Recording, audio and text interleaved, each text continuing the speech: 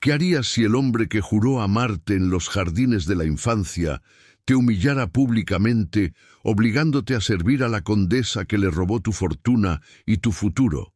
Esta no es una simple fantasía de despecho, sino la realidad despiadada que Catalina Vargas vivió en el ocaso de su adolescencia, un dolor tan profundo que no la consumió, sino que la transformó en una llama helada de estrategia. Ella nunca pudo imaginar que el duque Rodrigo de Guzmán, la figura imponente y cruel que la despojó de su pequeña herencia familiar y la obligó a un destino de servidumbre en su propio palacio, tendría que arrodillarse ante ella en el mismo salón donde fue deshonrada. 3 años se convertirían en la forja de una marquesa cuyo único título de nobleza era la justicia, y que regresaría no a suplicar, sino a ejecutar la venganza más elegante y definitiva que la alta sociedad andaluza jamás presenciaría, demostrando que la verdadera fortuna no reside en el linaje, sino en la dignidad recuperada. El polvo fino, levantado por las faldas de seda de las damas de la corte, se posaba sobre el rostro de Catalina, dándole un tono grisáceo que contrastaba con la opulencia del palacio de Guzmán. Desde la muerte de su abuelo, el fiel administrador de las tierras que se había atrevido a confiar ciegamente en la palabra del duque, la vida de Catalina se había convertido en una escena de teatro gótico, donde la luz del candelabro solo servía para proyectar sombras alargadas de su miseria. Se movía con la cabeza baja, no por sumisión, sino por un calculado acto de invisibilidad, tratando de ocultar sus ojos que todavía ardían con la mezcla de un amor platónico traicionado y la rabia silenciosa de la injusticia, aferrándose al último resquicio de decoro que le quedaba, el recuerdo de la honra de su linaje. El aire del palacio, pesado con el aroma de jazmín y la cera de abejas quemada, era sofocante para Catalina, quien recordaba los campos abiertos y el olor a tierra mojada de la pequeña finca que le había sido arrebatada. Escuchaba el murmullo constante de la servidumbre, un coro de miedo y resignación que intentaba ahogar la voz interior que le gritaba que el duque Rodrigo había fabricado la deuda colosal de su abuelo con una facilidad espeluznante. Mientras pulía un juego de cubiertos de plata, sus dedos trazaron un patrón imaginario en el metal, un código secreto que solo ella entendía, demostrando su natural inteligencia para los números y los patrones. Esta habilidad, que el duque despreciaba como un pasatiempo de campesinas, era en realidad su armadura invisible, la única herramienta que la mantenía cuerda, un presagio de la ruina que ella tejería para su opresor. La condesa Matilde, con su risa aguda y sus joyas excesivas, representaba todo lo que la alta sociedad era, una exhibición vacía de avaricia, la misma que había conspirado con el duque Rodrigo para despojarla de su futuro. En ese instante, mientras fregaba una mancha de vino tinto que Matilde había derramado intencionalmente para humillarla, Catalina sintió que el límite no era el dolor físico, sino la burla a su dignidad.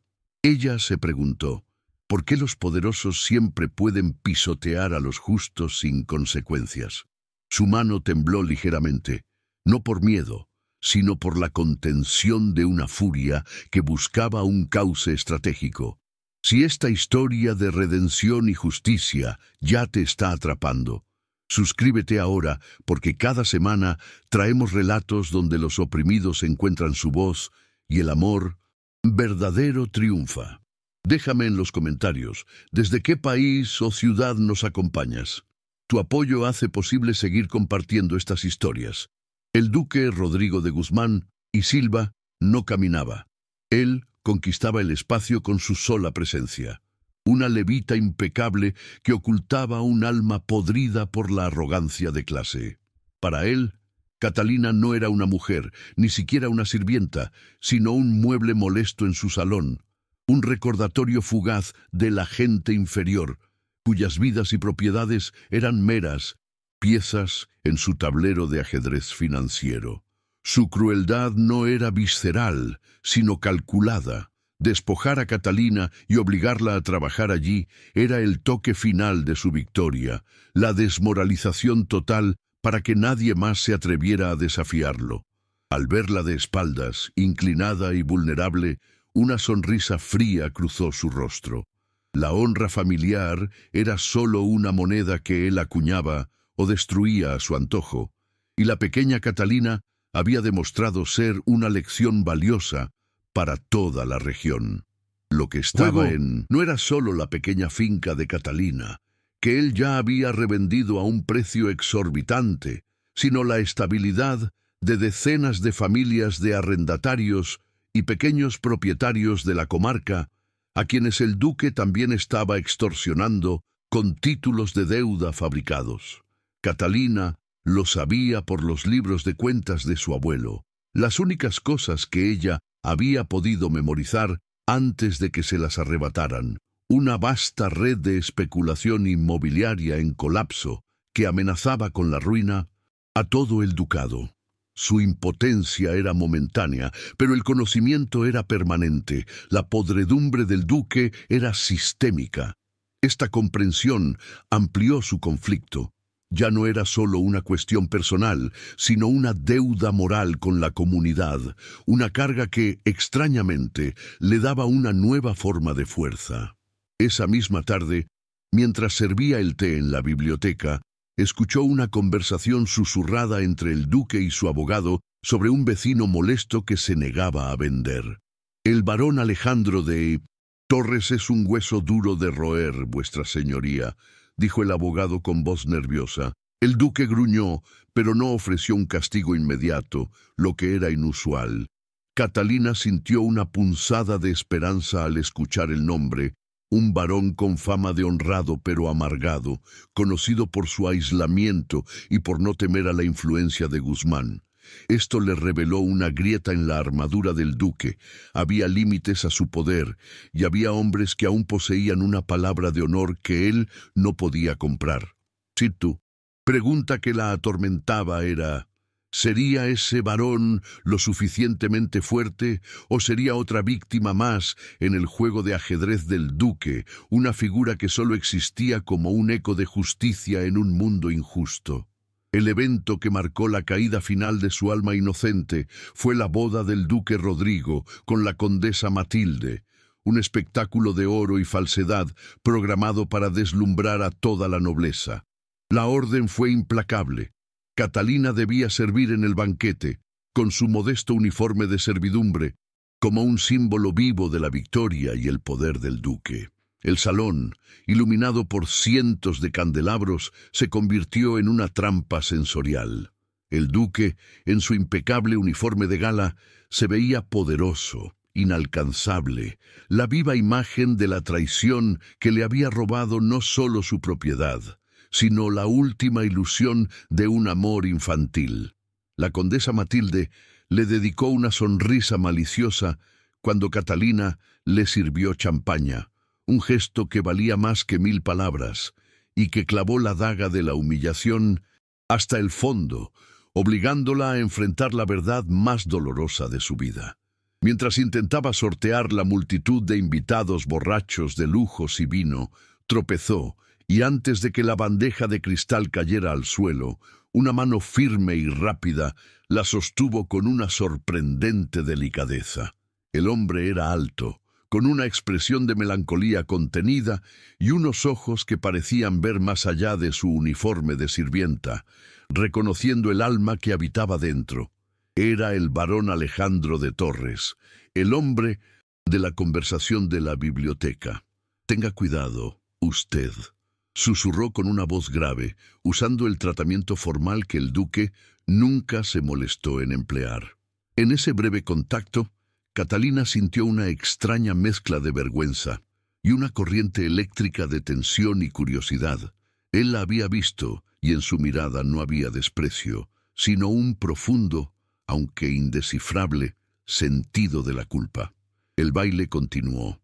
Las risas huecas resonaban en el salón, pero el corazón de Catalina latía un ritmo diferente, acelerado por el encuentro fugaz con el varón y la inminencia de su derrumbe emocional.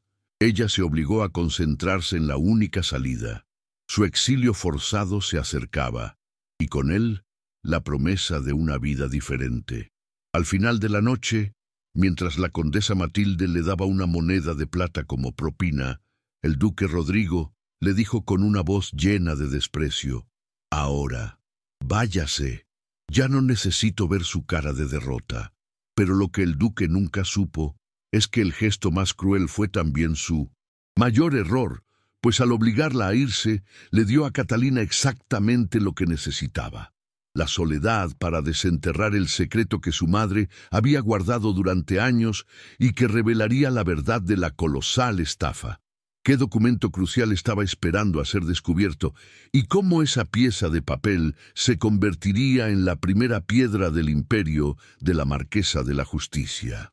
El amanecer que siguió a la boda del duque Rodrigo se sintió como un purgatorio helado, marcando la partida de Catalina del palacio con nada más que una pequeña bolsa de tela y la ropa puesta, pero con una dignidad inquebrantable que el duque no logró arrebatarle.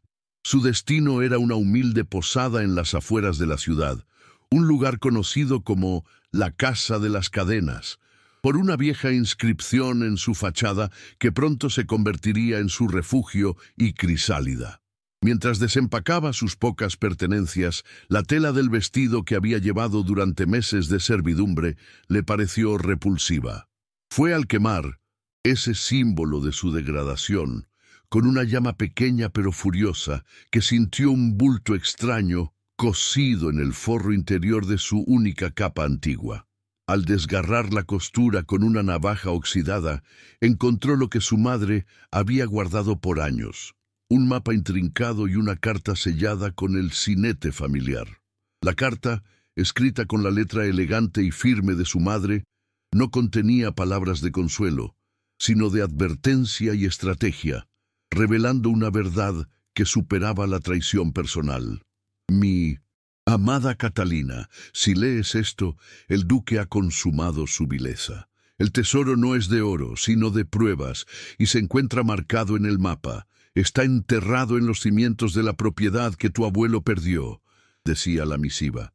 Explicaba que el duque había estado falsificando títulos de deuda no solo para enriquecerse, sino para ocultar su propia bancarrota inminente, un secreto que su abuelo había descubierto demasiado tarde.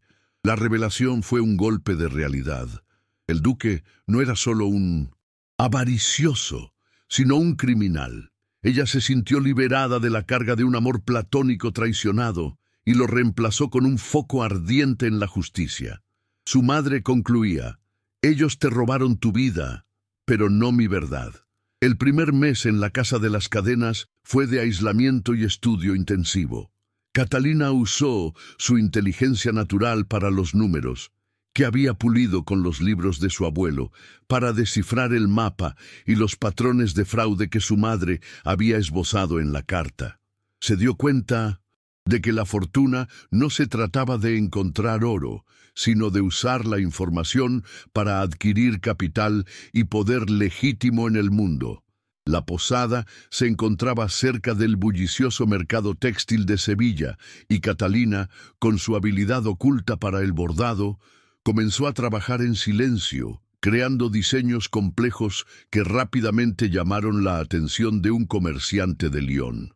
Este trabajo, antes un pasatiempo forzado, se convirtió en su primera fuente de ingresos y, más importante aún, en una red de contactos que se extendía mucho más allá de las fronteras asfixiantes del ducado.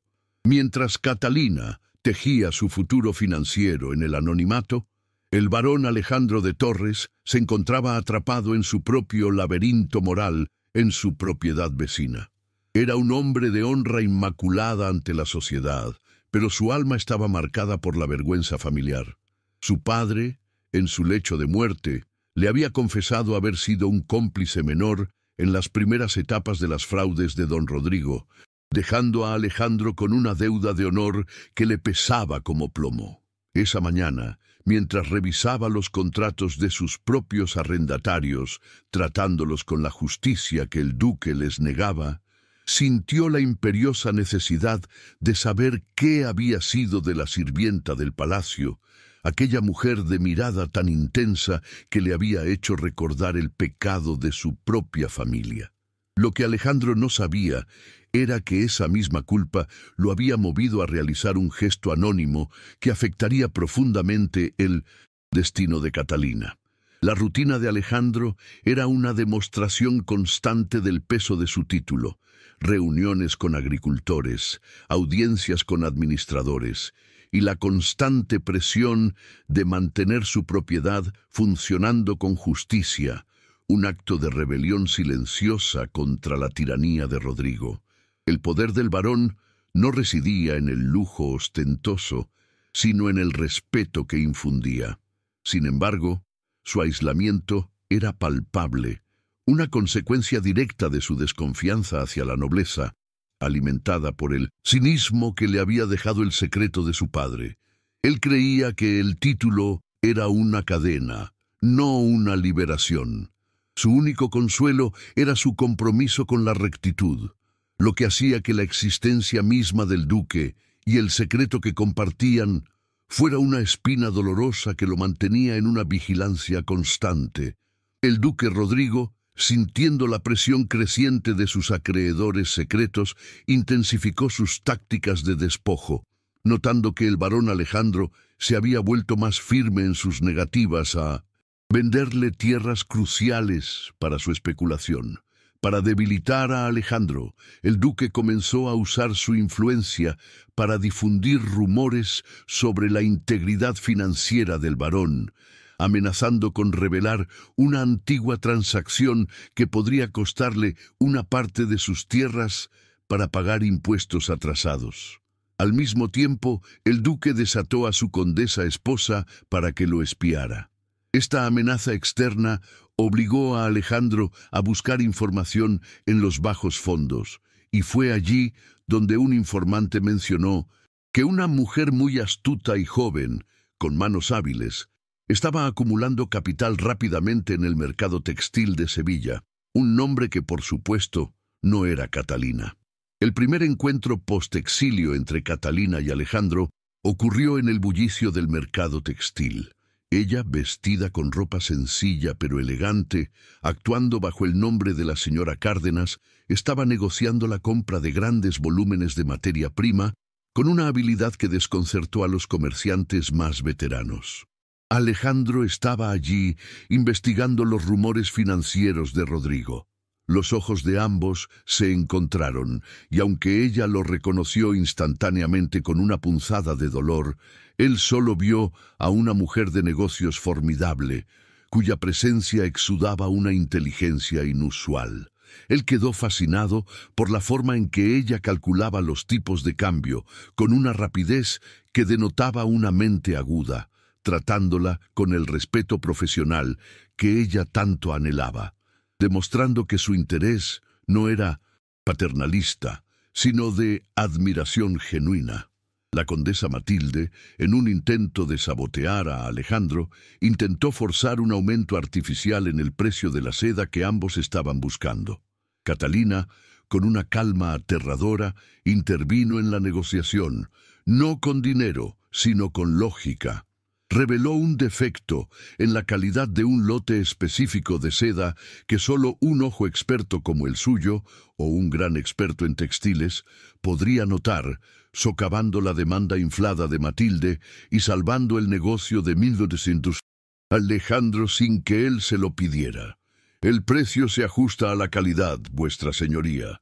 Una nobleza verdadera debe ser tan escrupulosa con la seda como con su honor, dijo ella con una voz templada, usando su habilidad para humillar indirectamente a Matilde y al duque. Alejandro observó el intercambio, impresionado por su ferocidad estratégica y la dignidad que emanaba, sintiendo que había encontrado una aliada potencial. Al día siguiente, Alejandro, bajo la excusa de agradecer la astuta intervención con la seda, Se acercó a Catalina, la señora Cárdenas, en un café discreto. La conversación se tornó rápidamente profunda. Él, en un momento de sorprendente vulnerabilidad, confesó el peso de la culpa familiar y el temor a que la deshonra de su padre pudiera manchar su propio título. Ella, sin revelar su verdadera identidad, le habló de la injusticia que había presenciado en el ducado y del dolor que sentía al ver cómo los poderosos utilizaban el sistema para pisotear a los justos. Se establecieron un acuerdo tácito de colaboración, fundado en la desconfianza mutua hacia el duque. El varón sintió una conexión inusual con esta mujer de ojos intensos, pero no sabía que estaba haciendo un pacto con la misma persona a la que había ayudado a huir del duque. El duque Rodrigo, alertado por Matilde sobre la interferencia de la nueva marquesa en el mercado textil, un nombre que comenzaba a susurrarse, decidió actuar para proteger sus flancos. El plan más vil se puso en marcha. Usaría un tribunal local para desalojar a las pocas familias que aún se resistían, dejando un rastro de destrucción para intimidar a cualquier opositor potencial. Rodrigo utilizó evidencias fabricadas de deudas impagas, las mismas que había usado contra el abuelo de Catalina. Los carteles de desalojo aparecieron en las puertas de las casas, un recordatorio cruel de que el sistema siempre favorecería al hombre de sangre azul, sin importar cuán corrupto fuera. Catalina, al enterarse de los desalojos a través de su creciente red de información en el mercado, sintió un profundo dolor que la conectaba directamente con la humillación que había sufrido. Era el mismo modus operandi del duque, la misma injusticia. Ella corrió al mercado, y allí la condesa Matilde, buscando humillar a la señora Cárdenas, le mostró con desprecio uno de los carteles de desalojo. «Mira, marquesa, esto es lo que les pasa a los que se atreven a desafiar el linaje de Guzmán. Se quedan sin nada en la calle». Se burló. Catalina tragó saliva. Sus manos se apretaron hasta que las uñas se clavaron en sus palmas. Pero en lugar de mostrar debilidad, ella solo sonrió fríamente y le dijo que le enviaría un vestido bordado con seda de peor calidad, un acto sutil de desprecio que encubría una promesa de venganza. Alejandro, al ver la humillación indirecta y la frialdad con la que la marquesa la manejó, intervino, no con palabras, sino con una acción silenciosa. Le entregó a Catalina una carpeta con documentos que detallaban la estructura de los intereses compuestos que el duque estaba usando para las deudas, información crucial que él había obtenido de sus propias fuentes para proteger sus tierras. Catalina aceptó los papeles sin hacer preguntas, pero sus ojos brillaron con una inteligencia compartida. Antes de continuar con esta increíble historia de Catalina y el barón Alejandro de Torres, quiero hablar un instante contigo. Esta es una de esas narraciones que te harán emocionarte, suspirar y tal, ves, hasta derramar lágrimas. Acompáñame hasta el final de esta jornada, porque cada giro, cada sacrificio y cada gesto de amor merecen ser vividos contigo. Cuéntame en los comentarios desde qué lugar del mundo estás escuchando este relato. Es hermoso imaginar esta historia llegando a tantos rincones diferentes, uniendo corazones a través de la emoción. Aprovecha y suscríbete a nuestro canal para seguir disfrutando de historias de época, siempre llenas de amor, aventura, intrigas y redención. En cada detalle está pensado para tocar tu alma y llevarte a viajar en el tiempo. Quiero agradecerte de corazón por toda la atención y el cariño que has dedicado a cada capítulo.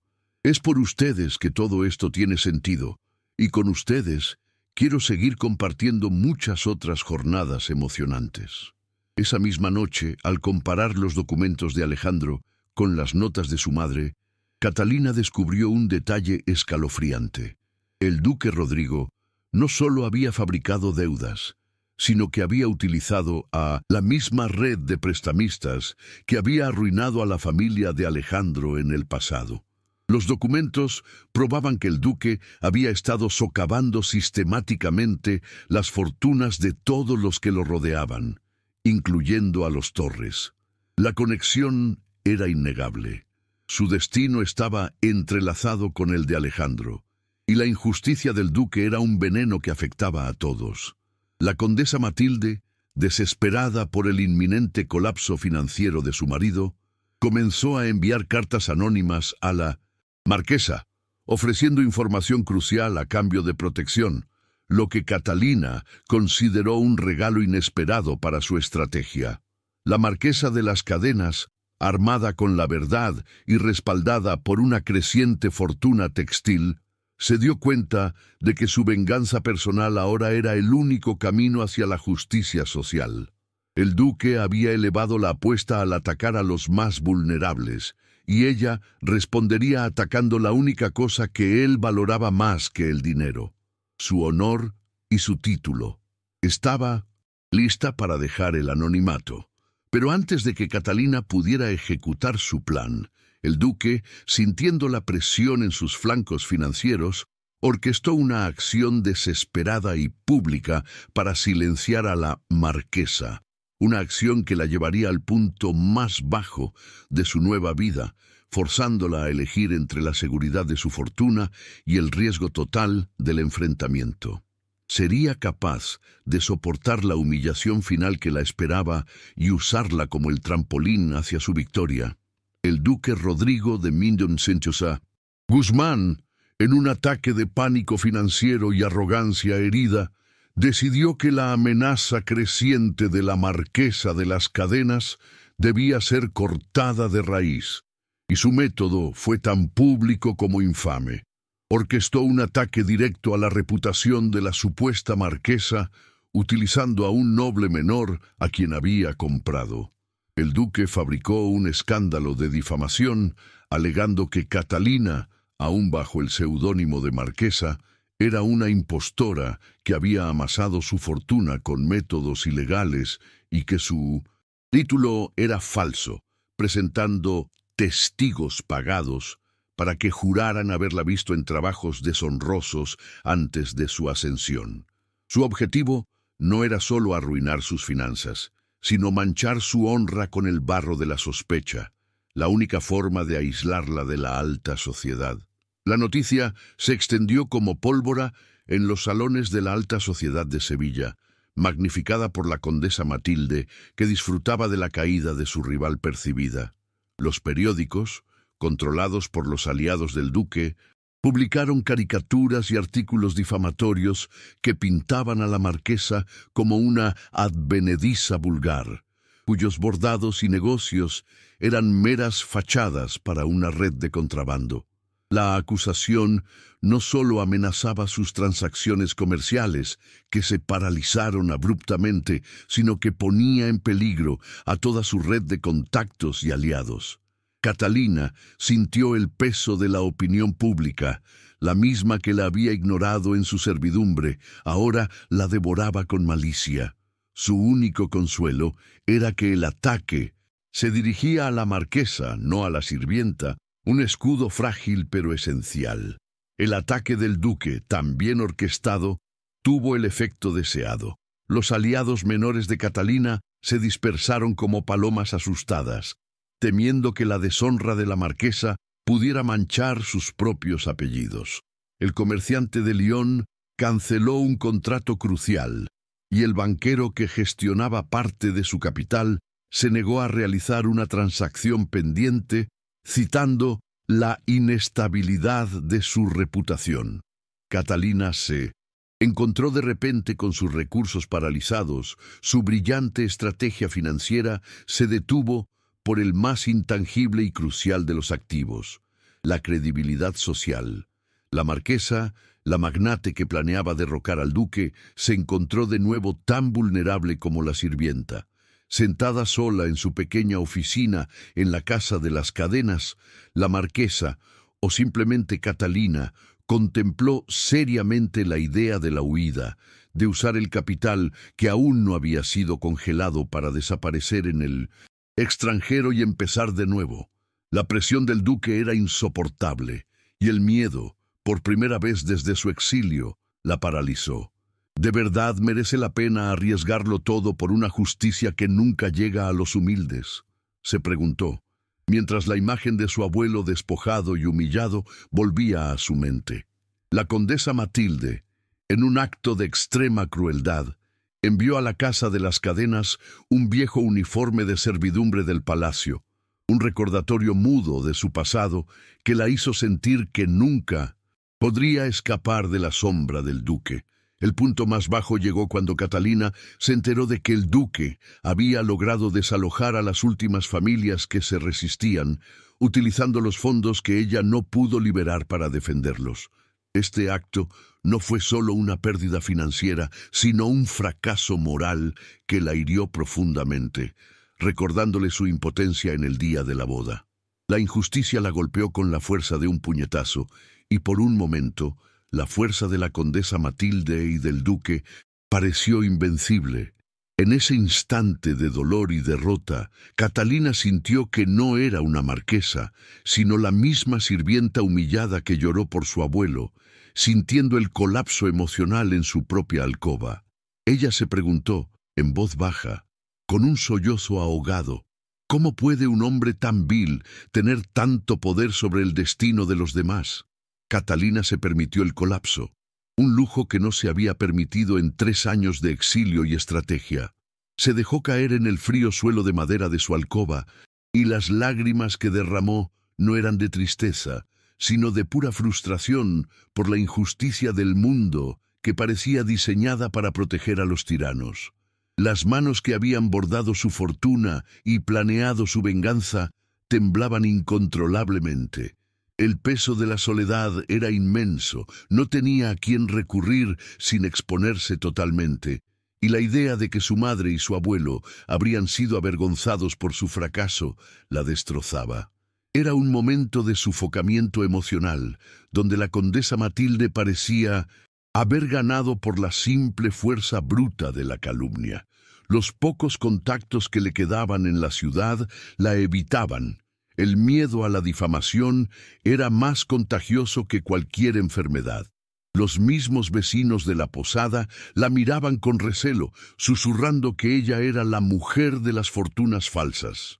La verdad, el mapa de su madre, las pruebas de la estafa del duque, todo parecía inútil ante el poder destructivo de la mentira aristocrática. Se sentía completamente aislada.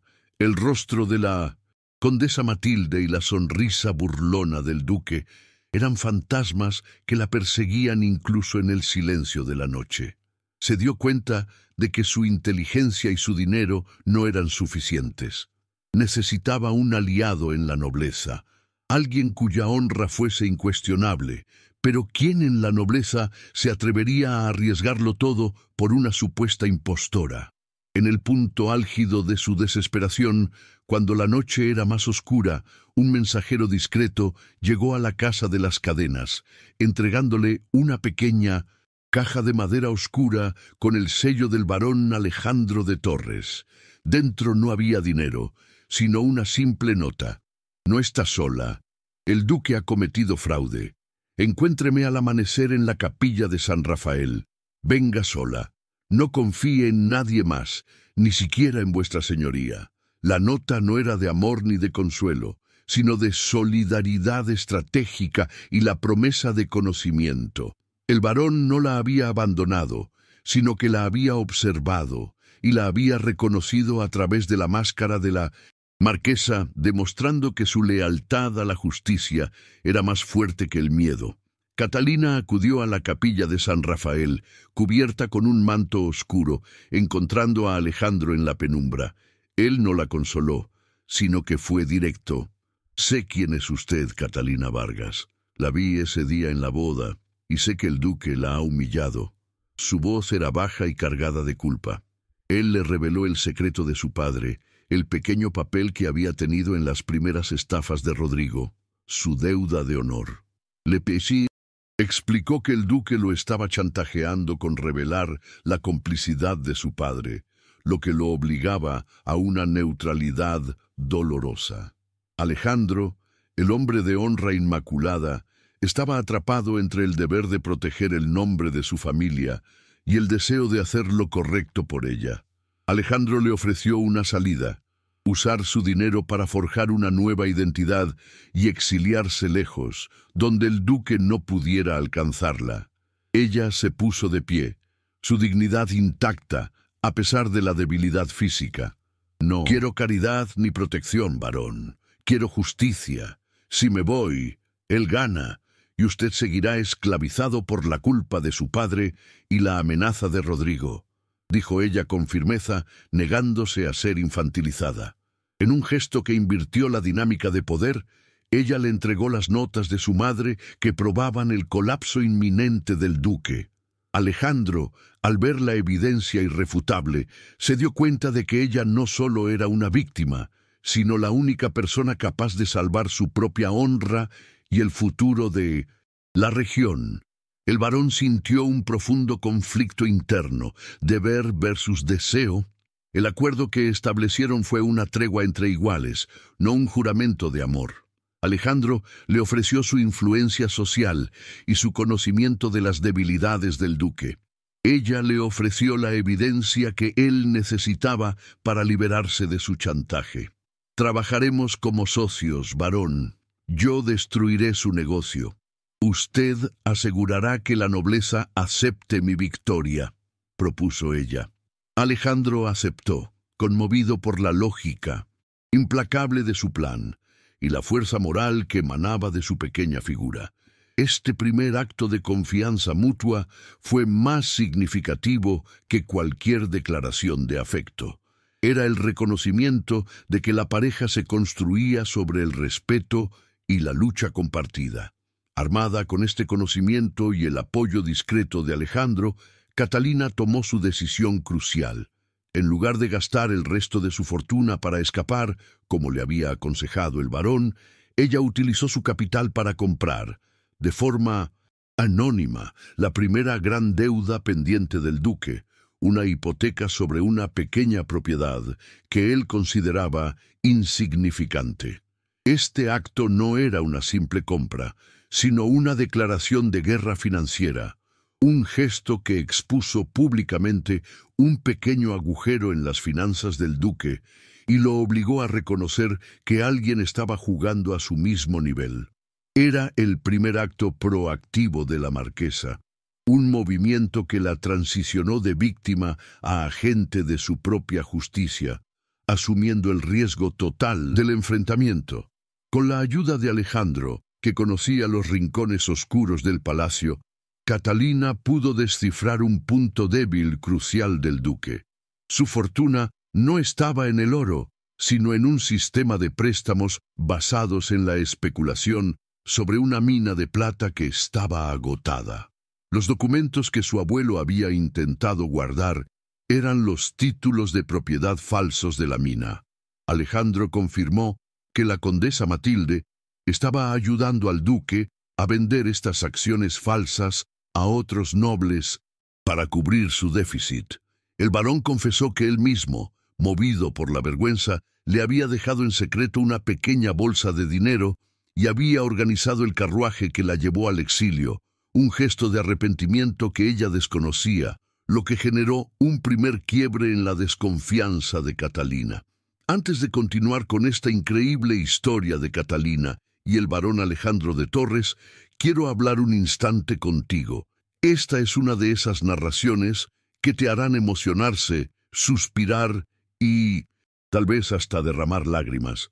Acompáñame hasta el final de esta jornada porque cada giro, cada sacrificio y cada gesto de amor merecen ser vividos contigo. Cuéntame en los comentarios desde qué lugar del mundo estás escuchando este relato. Es hermoso imaginar esta historia llegando a tantos rincones diferentes, uniendo corazones a través de la emoción. Aprovecha y suscríbete a nuestro canal para seguir disfrutando de historias de época, siempre llenas de amor, aventura, intrigas y redención. Aquí cada detalle está pensado para tocar tu alma y llevarte a viajar en el tiempo. quiero agradecerte de corazón por toda la atención y el cariño que has dedicado a cada capítulo. Es por ustedes que todo esto tiene sentido, y con ustedes quiero seguir compartiendo muchas otras jornadas emocionantes. La reacción del duque ante la compra de su deuda fue de furia y desconcierto. Él sabía que solo un experto en finanzas de alto nivel o alguien con conocimiento interno podría haber ejecutado ese movimiento con tanta precisión. Catalina, viendo su confusión desde lejos, sintió una oleada de poder frío que sustituyó al miedo. Ella comprendió que la humillación que le había infligido el duque no la había roto, sino que le había dado el fuego necesario para forjar una estrategia implacable. Su objetivo ya no era solo la recuperación material, sino la exposición total del fraude del duque ante la sociedad que lo protegía, demostrando que su linaje era una mentira. Mientras Catalina preparaba la siguiente fase, la condesa Matilde, sintiendo que el barco de su marido se hundía, se puso en contacto con la marquesa, ofreciendo la llave del cofre secreto del duque a cambio de una pensión segura y el anonimato. Catalina sabía que Matilde era traicionera, pero su desesperación era una herramienta valiosa. El barón Alejandro, escéptico, la instó a no confiar, pero Catalina respondió con una calma calculadora. La condesa es una víbora, barón, pero una víbora desesperada es la mejor aliada para encontrar el veneno. El barón se sintió fascinado por su audacia y su capacidad de ver más allá de la moralidad para alcanzar la justicia. La marquesa, ahora con la llave de Matilde en su poder, tenía acceso a la evidencia final de la falsificación del título del duque, el eslabón perdido en la cadena de pruebas. Con la información de Alejandro, la estructura financiera, y la llave de Matilde, las pruebas del título falso, Catalina construyó el plano final, un enfrentamiento público en 1900, el Palacio de Guzmán, en un evento social de máxima importancia, el escenario de su humillación. El plan tenía 3 pilares.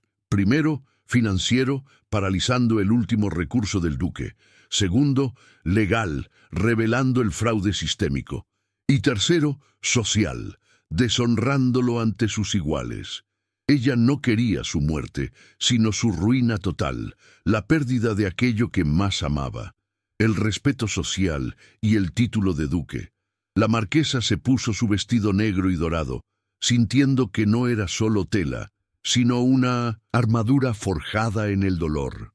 Sabía que al entrar al palacio ya no habría vuelta atrás, sería la justicia o la ruina total. Su pensamiento final, antes de subir al carruaje que la llevaría al mismo salón de su humillación, fue claro y definitivo. Ese día, la condesa Matilde intentaría leiloar las joyas de la familia para cubrir una deuda, y el duque la humillaría por última vez al presentar a un nuevo inversor. Pero el duque no sabía que su salvador financiero no llegaría. La única persona que llegaría sería su destrucción, y en ese momento Catalina comprendió que no había más espacio para lágrimas, solamente para justicia. La noche del baile sería la última vez que nadie dudaría de quién era Isabela Montero. El plan de Catalina, meticuloso y audaz, comenzó a desplegarse con la precisión de un relojero experto. Primero, se aseguró de que los rumores sobre la inminente bancarrota del duque, sutilmente plantados por Alejandro, se amplificaran en los días previos al baile. Ella, como marquesa, usó su influencia en el mercado textil para asegurar grandes transacciones que demostraban su solvencia inmensurable, contrastando con la inestabilidad de Guzmán. Cada paso fue calculado para erosionar la confianza en el duque. Ella no atacaba directamente, sino que permitía que la nobleza, tan preocupada por las apariencias, se consumiera en la duda. Su principal objetivo era lograr que el duque se sintiera confiado en su desesperación, para que la caída fuera más rápida y definitiva, como una cuchilla que se desliza por la seda.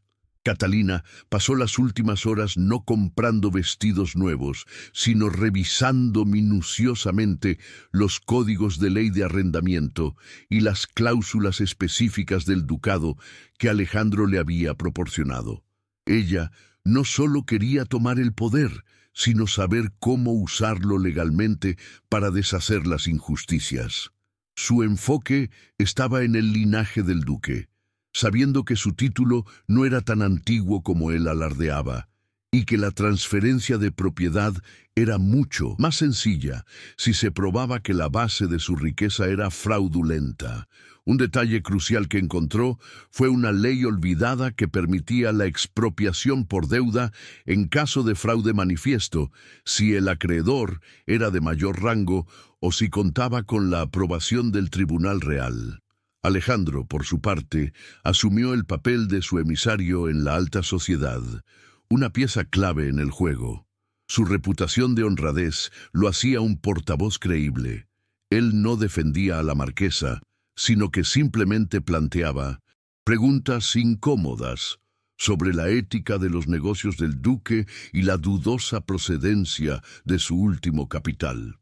¿Es que su excelencia se ha visto forzado a vender sus antiguas minas de plata, no sabiendo que ya están agotadas? Preguntaba con falsa inocencia en los clubes de caballeros, obligando a los inversionistas a dudar de la condesa Matilde. Él la protegía sin infantilizarla, reconociendo su superioridad estratégica, y se sentía orgulloso de ser su escudo de nobleza. El efecto de su plan se manifestó en pequeñas victorias que alimentaron la moral de Catalina. El duque intentó obtener un préstamo urgente de un banco menor, y se le fue denegado debido a los rumores de insolvencia plantados por Alejandro. La condesa Matilde, al intentar vender otra joya, fue rechazada por el joyero, quien citó la duda sobre la procedencia de las piedras. Cada negativa era un clavo en el ataúd de Rodrigo, y Catalina sentía que la balanza comenzaba a inclinarse en su favor. No era solo venganza, era justicia metódica. Sin embargo, el duque, desesperado, decidió jugar su carta final, amenazando con exponer la verdad sobre el varón Alejandro para silenciarlo. ¿Sería capaz Alejandro de resistir la amenaza de la deshonra familiar que Rodrigo tenía en sus manos? En medio de la creciente tensión, Alejandro, sabiendo que el duque podría atacarlo en cualquier momento, decidió revelarle a Catalina el más doloroso de sus secretos.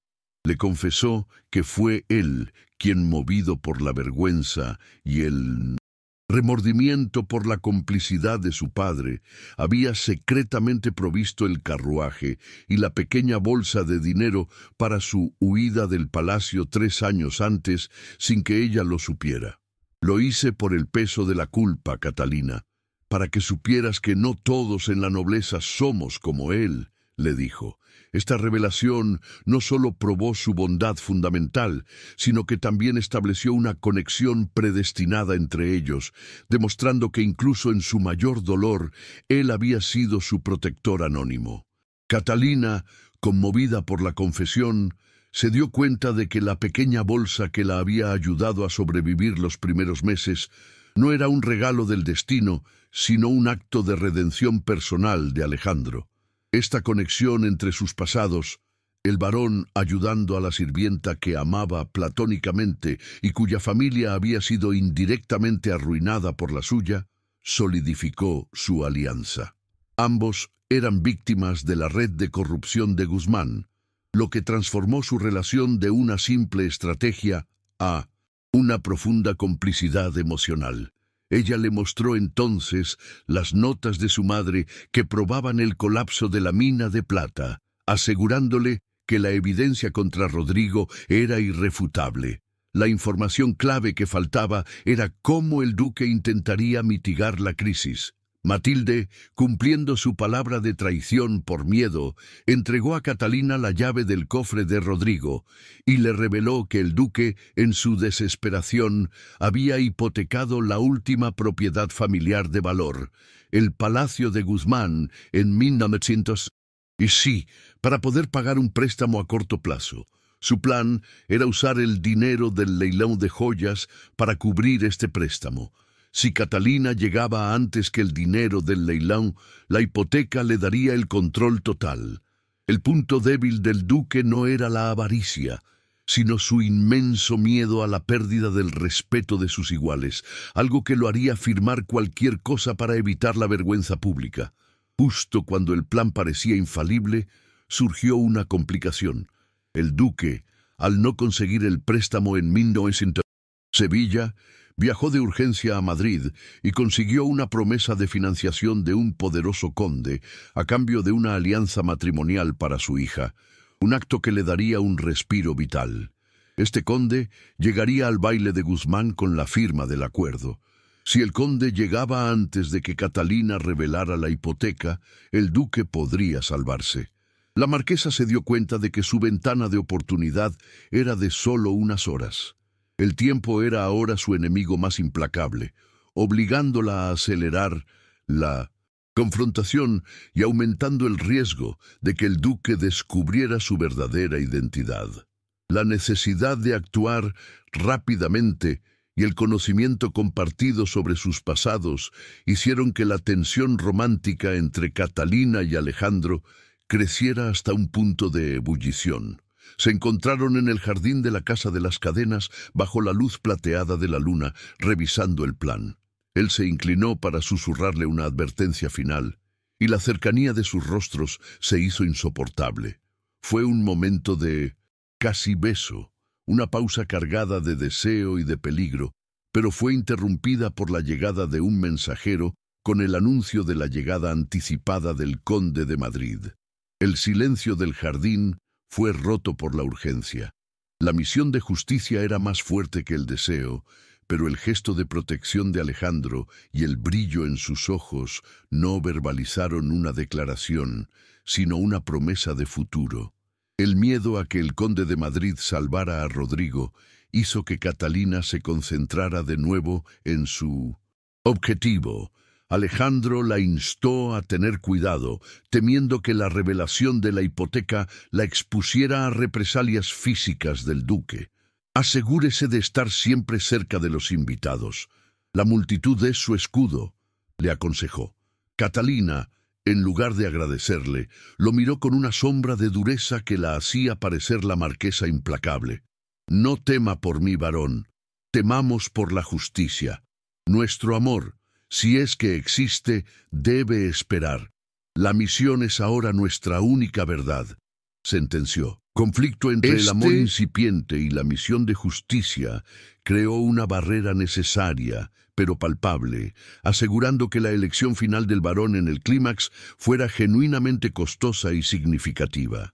El duque, convencido de que la marquesa estaba acorralada, intentó un último golpe público en el mercado, usando a un emisario para difundir que los tejidos de la marquesa eran de mala hechura y origen dudoso. Catalina, al escuchar esto, no se defendió con palabras. Envió un mensajero al duque, con un paquete que contenía un pequeño trozo de seda negra, bordado con el símbolo de una cadena rota y las iniciales de su abuelo, las mismas que había visto cuando era sirvienta. El duque, aunque no comprendió el mensaje completo, sintió un escalofrío de reconocimiento inconsciente en el bordado, sintiendo que la tela era una burla. Fue el primer desafío directo que la marquesa hizo al duque, demostrando su nueva posición de fuerza y que su venganza se tejería con la misma seda que él había despreciado. La respuesta del duque fue enviar a uno de sus hombres a la Casa de las Cadenas para intimidar a Catalina y robar cualquier documento incriminatorio. Sin embargo, Catalina, anticipando este movimiento, había vaciado sus archivos y había alertado a la policía local, gracias a su creciente influencia.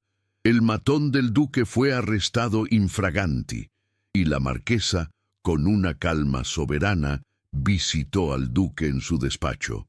Su intento de robo es infantil, duque. Mis documentos están ahora custodiados por el mismo tribunal que usted corrompe. Juegue a su propio riesgo, le dijo por medio de un abogado. el vilán sintió el cambio de poder. Ya no estaba enfrentando a una empresaria, sino a una estratega con conexiones superiores. El duque, ahora desesperado, intentó un último contraataque. Utilizó su influencia para intentar congelar todas las cuentas de la marquesa. Sin embargo, Catalina, gracias al plan de Alejandro, había dividido su fortuna en varias jurisdicciones, haciendo imposible un bloqueo total e inmediato. El intento de congelamiento falló parcialmente, solo logrando retrasar una pequeña transacción. El duque se sintió humillado por la ineficacia de su propio poder, y por primera vez las dudas sobre su propia seguridad comenzaron a atormentarlo. El miedo al fracaso, que para un hombre de su linaje era peor que la muerte, comenzó a manifestarse en sus nervios. Mientras el duque se hundía en su despacho, Catalina y Alejandro aseguraron sus alianzas finales. Consiguieron que dos varones, que habían sido víctimas de la usura del duque, aceptaran servir como testigos silenciosos de la inminente revelación, prometiéndoles que sus nombres serían rehabilitados después de la caída de Rodrigo. Estos varones, movidos por el deseo de justicia y la promesa de la marquesa, aceptaron, demostrando que Catalina estaba construyendo un nuevo sistema de lealtad basado en la honra y la verdad, no en el título y el miedo. Esa tarde, Alejandro le entregó a Catalina un pequeño broche de plata con el símbolo de una balanza, no como una joya, sino como una insignia de su alianza. «Llévelo al baile, marquesa. Es un recordatorio de que mi lealtad es a la justicia que usted representa», le dijo, sabiendo que el gesto era una declaración de amor y una promesa de que él estaría a su lado en el momento crucial. Ella aceptó el broche, y en sus ojos Alejandro vio la misma pasión y el mismo deseo de un futuro juntos que él sentía. El broche, silencioso La y primera discreto, prenda del era varón a la marquesa, un símbolo de que el amor no era una debilidad, sino una fuerza que los uniría para enfrentar la tormenta. El escenario para el clímax estaba listo, el gran salón de Guzmán, donde la condesa Matilde, desesperada por cubrir el déficit, anunciaría un leilón de emergencia de las joyas familiares. El duque creía que esto lo salvaría, pero Catalina había comprado, en secreto y a través de un testaferro, la hipoteca del ducado y tenía la escritura en su bolso. El barón Alejandro se encargaría de interceptar al conde de Madrid para retrasar su llegada y asegurar que el duque no tuviera ninguna salida. La condesa Matilde, al ver a Catalina en el mercado el día antes del baile, intentó un último desafío de nobleza, criticando el estilo de su vestuario. «Ese negro le sienta fatal, marquesa. Solo las verdaderas damas saben llevar el oro», se burló. Catalina respondió con una calma soberana. «El oro, condesa, debe comprarse con oro honesto. El mío no tiene precio. El suyo está a punto de convertirse en papel sin valor». Terminando la frase con una sonrisa fría que borró la del rostro de Matilde, dejándola helada ante la franqueza calculadora de la marquesa. Antes de subir al carruaje, Catalina se miró en el espejo, ya no viendo a la sirvienta ni a la fugitiva, sino a una mujer de poder. La opresión había sido su escuela y la injusticia su maestra. Su plan era simple: revelar la hipoteca en medio del leilón, exponer la falsedad de la fortuna del duque y obligarlo a firmar la transferencia de su ducado. El barón Alejandro la esperaba afuera. Su presencia era la promesa de que la justicia no sería solitaria. Alejandro le abrió la puerta del carruaje, sus ojos fijos en la balanza de plata en el broche. «Ganaremos, Catalina, y después de esto tendremos que decidir cómo queremos usar el poder que hemos ganado. Juntos», susurró, haciendo su declaración más explícita hasta el momento. Catalina le devolvió la mirada, una chispa de fuego cruzando su expresión. Después de esto, varón, construiremos algo mejor que el linaje. Construiremos un legado de justicia. La marquesa de las Cadenas subió al carruaje, su corazón latiendo un ritmo firme y calculado. El duque estaba en el salón, creyendo que su suerte estaba a punto de cambiar con la llegada del conde. Pero el conde estaba retrasado por Alejandro. El escenario estaba listo. El salón de Guzmán, las joyas a punto de ser subastadas y la hipoteca del ducado esperando en el Pizi Seixantain. Bolso de la marquesa. El carruaje se detuvo, las puertas del palacio se abrieron y la música inundó el silencio. La noche del baile sería la última vez que nadie dudaría de quién era Catalina Vargas y de que el linaje y el título sucumbirían ante la justicia y la dignidad. El gran salón del Palacio de Guzmán era un torbellino dorado y blanco, lleno de la élite de Sevilla, absorta en la danza y la especulación sobre la supuesta mala racha del duque Rodrigo. Cientos de velas de cera de abeja bañaban el espacio con una luz cálida y traicionera que ocultaba las sombras de la intriga. La atmósfera, sin embargo, era de expectativa tensa, con los invitados susurrando sobre el inusual leilão de joyas que la condesa Matilde estaba a punto de anunciar. Un acto desesperado que amenazaba el aura de invencibilidad del ducado.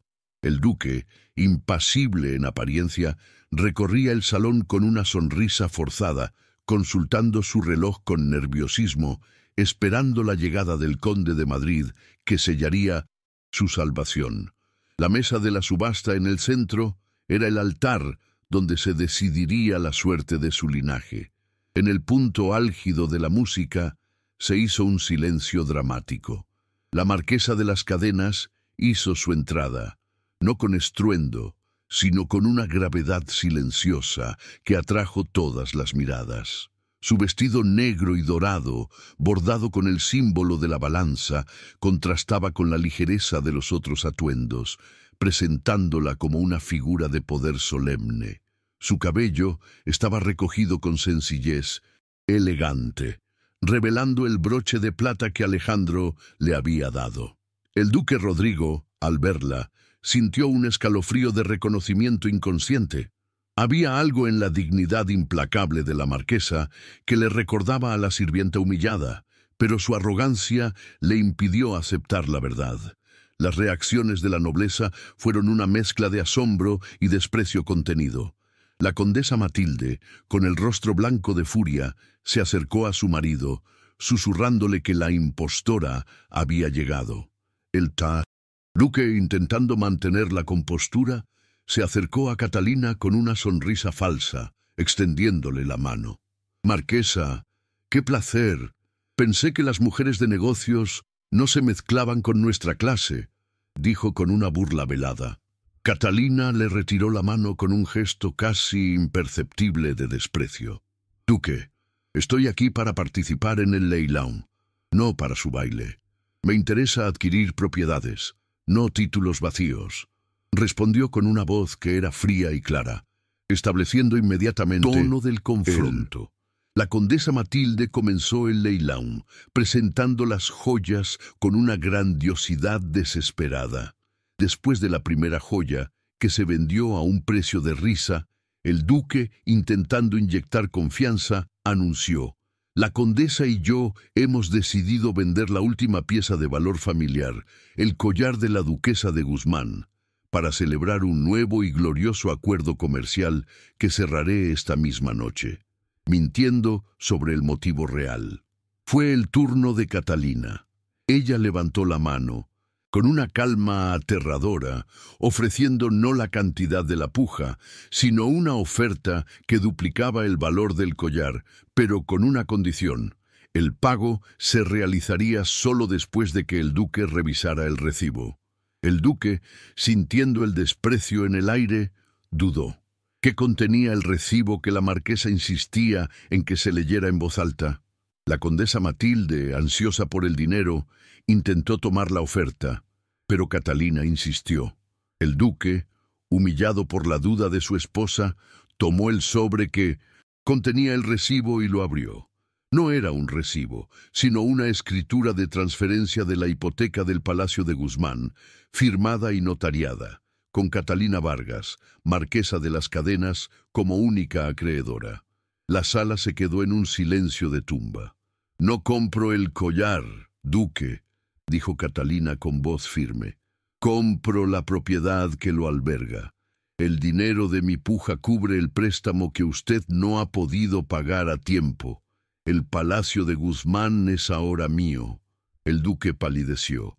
Su sonrisa desapareció y la máscara de arrogancia cayó para revelar un miedo primitivo. «Esto es una calumnia, una falsificación», gritó intentando convencer a la multitud mientras la condesa Matilde se desmayaba escénicamente. Los testigos y los varones aliados de Catalina, viendo la evidencia ante el notario que acompañaba a la marquesa, comenzaron a murmurar. El duque intentó culpar a la marquesa de ser una impostora, pero Catalina fue más rápida. Ella reveló el segundo documento, la confesión firmada y sellada de la condesa Matilde, donde detallaba las fraudes de las minas de plata y la falsificación de los títulos de deuda de su abuelo. La marquesa se dirigió a la multitud y su voz, aunque no gritó, resonó con la fuerza de la verdad. «Señoras y señores, el duque no solo ha perdido su ducado, ha perdido su honra por avaricia. Yo no soy una impostora, yo soy Catalina Vargas, la nieta del administrador que él arruinó, a quien obligó a servirles en este mismo salón, y este palacio me pertenece a mí, a la verdadera justicia, y no a la farsa de un título». La revelación de su identidad causó un shock que superó el escándalo financiero. La humillación que él había infligido 3 años antes se había convertido en el testimonio más poderoso de su ruina. El duque, completamente deshonrado, intentó huir hacia la puerta lateral, su último acto de cobardía. En ese momento, el barón Alejandro, que había entrado discretamente en el salón después de retrasar al conde de Madrid, se colocó frente al duque. «No más huidas, Rodrigo. Su excelencia ha perdido. La marquesa tiene la ley y la verdad de su lado», declaró Alejandro, bloqueando físicamente el paso del duque. El barón hizo su elección final: arriesgar su propio título y el nombre de su familia al oponerse públicamente al duque para apoyar a Catalina. El duque, con furia ciega, intentó apartar a Alejandro.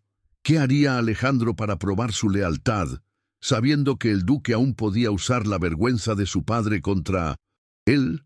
La confrontación física fue breve. Alejandro, con una fuerza tranquila, inmovilizó al duque. En ese momento, Alejandro sacó un último paquete de documentos de su levita. Eran las pruebas de la complicidad de su padre en los fraudes menores y un documento de confesión de su propio varón que entregó a Catalina. «Tome esto, marquesa. Úselo para su justicia.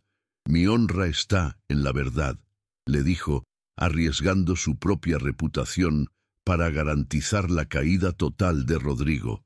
Catalina entendió el gesto. Era la entrega total de su corazón y su vida a la justicia que ella representaba. Catalina tomó los documentos de Alejandro. Se acercó al duque, que ahora estaba arrodillado por la fuerza, y le ofreció la pluma. «Firme la transferencia legal de todo el ducado, no por caridad, sino por justicia, y por cada familia que usted ha despojado», ordenó. El duque, con la cara descompuesta, firmó el documento ante los testigos.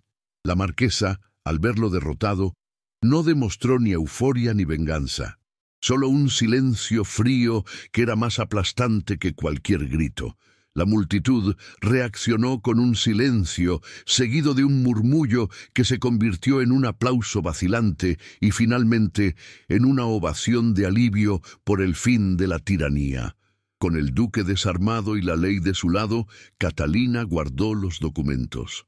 El barón Alejandro se paró a su lado, tomando su mano públicamente frente a toda la nobleza, un gesto que valía más que 10 declaraciones. «¿Mi duquesa?», susurró, usando el título que ella había ganado. Estamos juntos en la justicia y en el futuro. Catalina no lo corrigió sobre el título, sino que le devolvió el apretón de mano, una promesa no verbal de su amor y su igualdad. Por primera vez, en medio del caos, sintió que el amor no era una debilidad, sino el fundamento de su verdadero poder. El conde de Madrid, finalmente llegando al palacio, fue interceptado por la nueva dueña del ducado, Catalina Vargas. El conde, al ver la transferencia firmada y la evidencia del fraude, retiró su oferta de alianza. Catalina, con una astucia final, le ofreció una oportunidad de invertir en su red textil de forma honesta, demostrando que su objetivo no era la destrucción total, sino la reforma del sistema. El conde, impresionado por su poder y su ética, aceptó, asegurando una transición suave para la nueva dueña del ducado y aislando al duque Rodrigo por completo. El duque Rodrigo, ahora solo don Rodrigo, fue llevado por las autoridades bajo la mirada de todos. Sus gritos de protesta ahogados por la multitud de la servidumbre que se había reunido a la entrada, celebrando en silencio. Su caída fue total y desmoralizante. Catalina, al verlo partir, sintió una catarsis extraña, no de alegría, sino de paz por el deber cumplido. Pero la verdadera victoria no estaba en la caída de Rodrigo, sino en lo que Catalina Vargas construiría después para la comunidad que él había oprimido. Las consecuencias inmediatas se establecieron. Catalina Vargas era la duquesa de facto. El barón Alejandro era su socio, y la condesa Matilde era arrestada por su complicidad en la estafa. La noche de la humillación se había transformado en la noche de la redención y la unión. La multitud se dispersó, dejando a Catalina y a Alejandro solos en el salón. Ella se quitó el broche de balanza de su pecho, sosteniéndolo en su mano. La justicia había triunfado, pero ahora venía el verdadero trabajo, transformar la venganza en un legado de esperanza para el futuro. El destino del duque Rodrigo, de Guzmán y Silva, fue sellado al amanecer. Tras la humillación pública y la firma de la transferencia de propiedades, fue formalmente acusado en el Tribunal Real por fraude sistemático y usura agravada, crímenes probados por la evidencia irrefutable proporcionada por Catalina y Alejandro. Fue despojado no solo de su ducado y su fortuna, sino de su título, el cual se consideró obtenido bajo falsas pretensiones. La condesa Matilde, su cómplice, fue arrestada simultáneamente. Rodrigo fue condenado al exilio permanente de Sevilla y a la confiscación total de sus bienes restantes. Su súplica desesperada de perdón, enviada a Catalina, fue recibida con un silencio helado y una negativa. La justicia no era negociable ni caritativa para quienes habían abusado de su poder sin piedad. La caída del duque generó un sismo en la sociedad aristocrática, poniendo fin al reinado de la corrupción y el miedo. Catalina Vargas, ahora la propietaria legal del ducado y una magnate respetada, fue reconocida públicamente como la Marquesa de la Justicia por la prensa honesta y por el propio tribunal, un título que trascendía su linaje. Los varones que habían sido testigos de su valentía la apoyaron, estableciendo una nueva moralidad social basada en la honra sobre el título. Los cambios en el sistema social y económico fueron inmediatos. Los títulos de deuda falsificados fueron anulados y las familias desalojadas comenzaron a retornar a sus tierras bajo la protección de la nueva propietaria. En la privacidad de la antigua alcoba del duque, ahora suya, Catalina se permitió un momento de reflexión íntima. La victoria no había sido dulce como la miel, sino satisfactoria como la verdad al fin revelada. La cura de sus heridas emocionales y el trauma de la servidumbre llegaron al ver que su dolor se había transformado en un bien mayor. Se despojó de su vestido de batalla y se puso un camisón sencillo, sintiendo una ligereza que no había experimentado desde su infancia. El recuerdo del amor, platónico por el joven Rodrigo, fue reemplazado por la certeza de que había encontrado un amor verdadero basado en la igualdad y el respeto, no en la fantasía de la nobleza. Alejandro entró en la alcoba al anochecer, no como un varón, sino como un hombre en busca de paz. Se acercó a ella, encontrándola sentada junto a la ventana, observando el patio. Se sentó a su lado, tomando su mano. «Hemos terminado, mi amor. El duque ya no nos puede tocar», le dijo, sintiendo la misma paz que ella. Ellos hablaron sobre el viaje recorrido, la pérdida del abuelo de Catalina y el peso de la culpa del padre de Alejandro, nombrando y disipando las sombras que los habían perseguido. En ese momento de honestidad brutal, sanaron las viejas heridas. Su primer gesto de vida normal, juntos, fue planear la forma en que transformarían el ducado, sellando su compromiso con la acción y no con las palabras vacías de la aristocracia. La primera acción de Catalina como duquesa fue transformar el símbolo de su humillación. El Palacio de Guzmán, con sus pesados cortinajes y sus salones fríos, fue rebautizado como el Centro de Justicia Catalina Vargas, un símbolo de que la dignidad vale más que la nobleza. Ella utilizó su vasta fortuna, combinada con la experiencia de Alejandro en administración justa, para establecer la fundación de las Cadenas Libres, dedicada a la reforma agraria y la educación de los hijos de los arrendatarios. El antiguo burdel fábrica abandonada, propiedad del duque, fue transformado en una escuela de bordado para mujeres, usando su habilidad secreta para empoderar a otras. Catalina y Alejandro trabajaron incansablemente para asegurar que las familias despojadas recibieran sus tierras de vuelta, implementando una nueva ley de arrendamiento que protegía a los más vulnerables de la usura. La comunidad, antes oprimida y temerosa, floreció bajo el liderazgo de la nueva duquesa, cuya empatía y sentido de la justicia eran incomparables.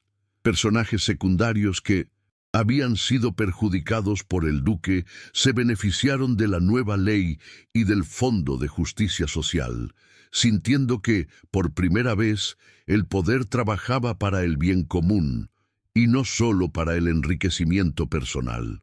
Una mañana, Alejandro le trajo los documentos oficiales de la transferencia de título, donde su nombre, como esposo de la nueva propietaria, estaba junto al de ella.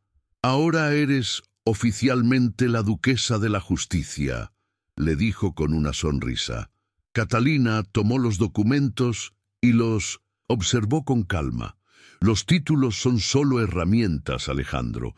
La diferencia está en cómo los usamos», respondió, recordando el lema que la había guiado. Ella mantuvo el título de Marquesa de las Cadenas, como un recordatorio constante de su origen y de la lucha, pero aceptó el papel de duquesa para poder impulsar las reformas con mayor legitimidad social. 6 meses después, la reforma de Catalina estaba en pleno apogeo. Mientras caminaban por los antiguos jardines del palacio, ahora llenos de flores recién plantadas, Alejandro se detuvo y le entregó un pequeño broche de oro, idéntico al de plata, pero más fino. El de plata era la alianza. «Este es la promesa. ¿Construiremos una familia sobre esta justicia, Catalina?», preguntó, demostrando que su amor había superado la culpa y la venganza. Ella no respondió con palabras, sino con un beso apasionado y una sonrisa que contenía todo el futuro. La antigua sirvienta había encontrado su hogar y su amor, no en un castillo, sino en la promesa de una vida de rectitud. Su venganza había terminado, dando lugar a una nueva nobleza. Con el apoyo de Alejandro y los varones aliados, Catalina impulsó una ley de arrendamiento justo, que fue aprobada por el tribunal, una reforma permanente que aseguraba que la historia del duque Rodrigo no se repitiera. La ley, redactada por ella con la ayuda de Alejandro, se convirtió en un símbolo de su legado, asegurando que su victoria trascendiera su vida personal. Su matrimonio se convirtió en una alianza política y social, un modelo para la nueva generación de nobles que entendieron que el poder residía en el servicio, no en la opresión. Un año después, Catalina y Alejandro estaban en el balcón del antiguo Palacio de Guzmán, ahora el Centro de Justicia, mirando hacia el pueblo. Ya no había sombras de miseria, sino el bullicio de la vida. Ella estaba embarazada, con una mano sobre su vientre y la otra en el hombro de Alejandro. Llevaba un vestido diseñado por ella, cuyo bordado mostraba el símbolo de la justicia y una balanza perfectamente equilibrada. La sirvienta que había sido humillada en este mismo lugar, limpiando el polvo de la condesa, ahora era la fundadora de una nueva era. Alejandro la abrazó, mirando la vista. «Mi duquesa de la justicia», susurró con admiración. Ella sonrió, y su rostro, aunque más sabio, aún conservaba la chispa de la chica que había amado en silencio. «No se trata de títulos, mi amor. Se trata de cómo se usan, y nosotros usaremos los nuestros para que nadie tenga que pasar por lo que pasamos nosotros», concluyó. Su amor y su justicia eran inseparables. Si has acompañado la historia de Catalina Vargas y del barón Alejandro de Torres hasta el final, dime cuál fue el momento más emocionante para ti. Escríbelo en los comentarios porque tu voz da sentido a cada capítulo. Aprovecha para suscribirte a nuestro canal y seguir disfrutando de romances de época llenos de amor, drama y emoción. Gracias de corazón por haber vivido esta travesía conmigo. Muy pronto volveremos con una nueva historia que tocará tu alma. Y así, Catalina Vargas, la niña que creció en la sombra de un amor imposible y la opresión, se convirtió en la forjadora de su propio destino. Ella no solo recuperó su herencia, sino que redimió a toda una comunidad, demostrando que la verdadera nobleza no se hereda con la sangre azul, sino que se gana con la fuerza del carácter y la ética de la justicia. El eco de su historia resonaría por generaciones. La mujer que transformó su humillación en el más grande de los triunfos, y cuyo amor por la justicia fue su mayor y más duradero legado.